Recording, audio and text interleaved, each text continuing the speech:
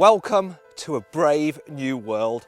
Welcome to the world of the Tesla Model S, the most capable electric car ever created. It's awesome!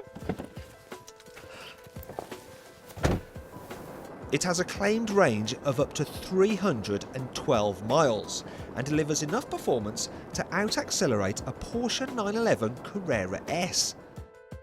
But instead of a 3.8 litre six-cylinder petrol engine with all its complex internal workings and moving parts, this car's power comes from a simple but high-tech electric motor which takes up very little space. Now this is the Tesla Model S's chassis without the body on top. And if you look down here, you'll see that tiny thing there is the electric motor, yet it can produce up to 420 horsepower. This item here is actually the inverter. When you lift off the accelerator, it actually slows the car as it recoups energy under braking and it feeds some of that energy back into the batteries. Now, these are all the batteries. They can hold as much charge as 15,000 iPhones. They're nice and low in the car to help the handling. At the front, well, all you've got really is the electric power steering. It's simple, but it's very, very clever. With no engine up front, there's some really useful storage under the bonnet of the Tesla Model S. And unlike with the rear engine Porsche 911, because the motor is small and there's no exhaust system, there's also a big boot at the back too. And if you need more space, you can fold down the rear seats like you can in normal hatchbacks and you get this huge load area. I'll admit there is a little bit of a ridge there.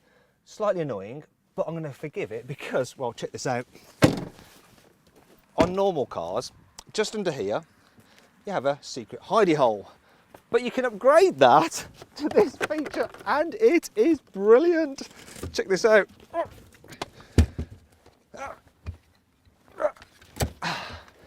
There we go. And then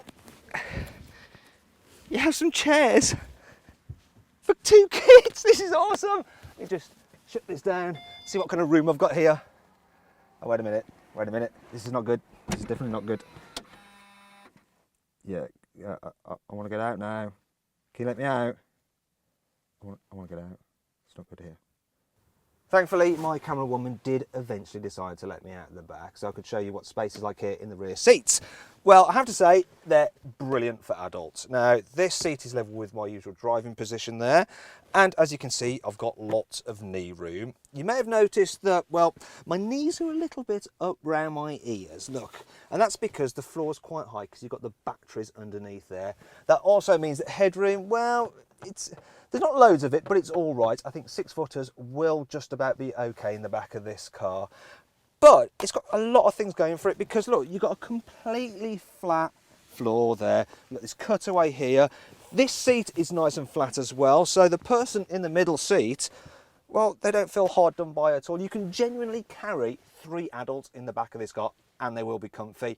Also, let's say you need to charge the car and it's going to take a while. You can use this really comfy seat actually. Just lie down and have a bit of a nap. So, yeah, if you'll excuse me. While I have a cheeky nap, why don't you take a look around the Tesla's cabin? As you can see, it's got a very minimalistic design and the quality is actually up there with what you can expect from German manufacturers. Speaking of which, some of the switchgear is actually taken from Mercedes. The standout feature though is this huge screen. I mean, it's like a giant iPad and it's just so easy and intuitive to use.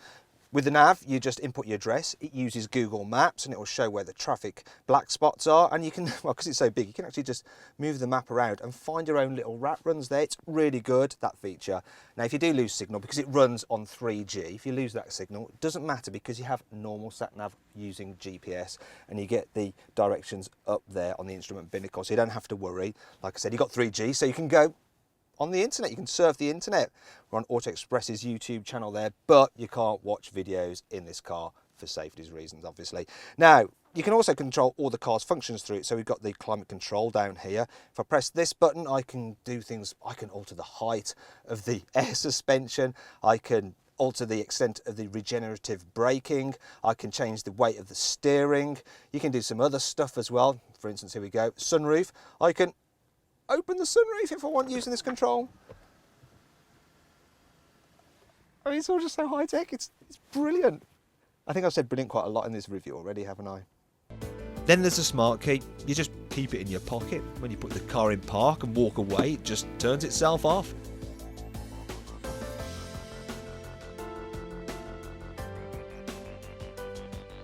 And when you come back to the car again and get in, it's right ready to drive.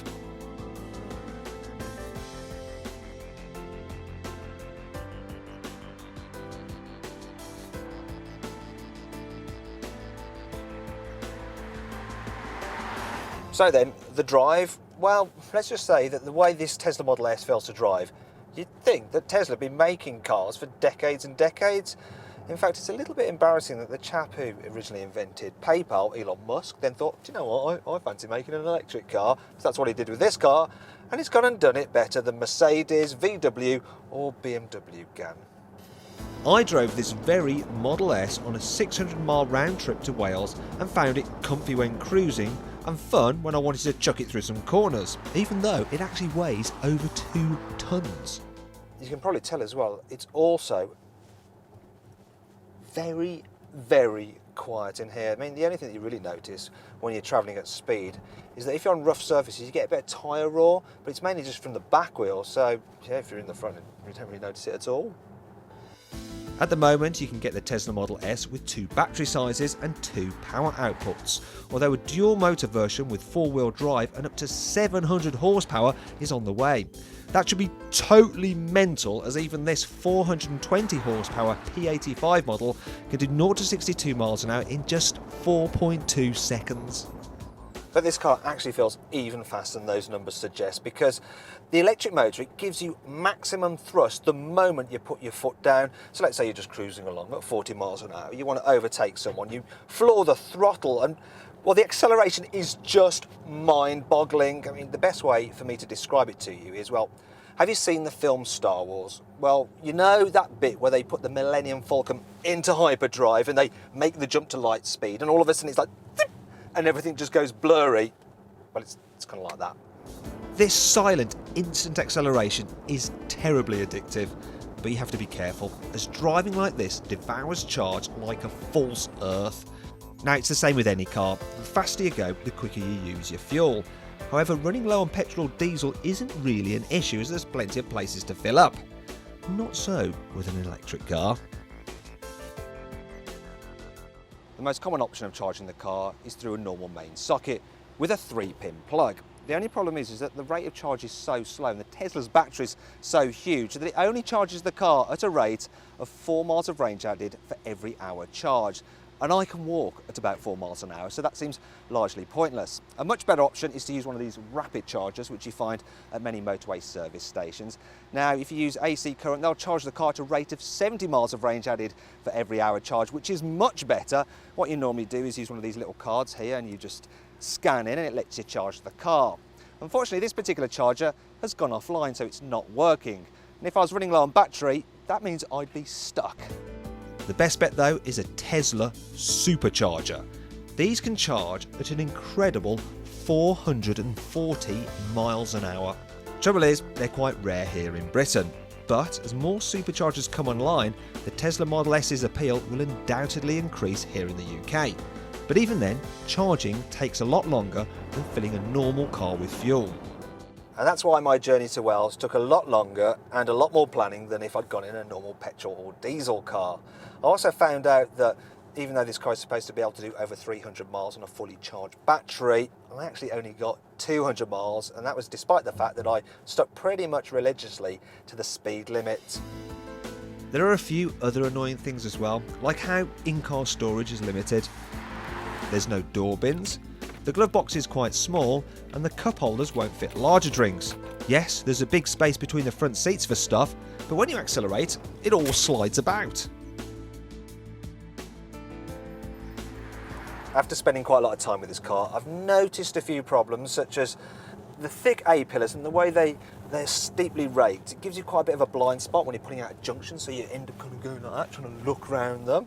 Also, the visibility at the back isn't great, the screen is quite small, and because the glass is angled, it distorts the view, and so cars behind seem kind of squashed. Another thing I've noticed is that, well, this is a huge car I almost got it wedged in a car wash earlier, and really what I'd like is all-round cameras and that bird's eye view that you get even on a Nissan Qashqai. I mean, this is a high-tech car. I'd expect it as standard on something like this, really. And then there's the fact that it's a silent car normally, unless it rains and you have to put the wipers on, and then you get this noise. And believe me, it's just as bad when it's wet. I mean, really, I'd hope that someone as fastidious as Elon Musk would get that sorted pretty quickly. Finally, there's the price. The Model S is pretty expensive. But on the flip side, the government will give you a £5,000 grant to help buy it, and the batteries are warranted for 8 years. Also, the car costs a pittance to run. A full charge from the mains is about £8. There's no road tax or London congestion charge to pay.